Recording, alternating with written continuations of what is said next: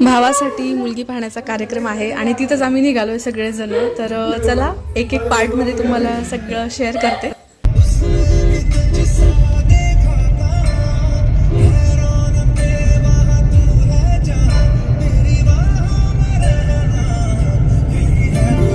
तर चला सकाळी आम्ही लवकरच निघालो आणि छान तयार वगैरे होऊन आम्ही सगळेजण निघालो आहोत। रस्त्यात जाताना आम्हाला भडगावचं महास्थान लागतं, तर आम्ही आधी तिथं थांबणार आहेत मंदिरामध्ये, तिथं देवपूजा वगैरे करू, मग पुढच्या प्रवासाला लागू।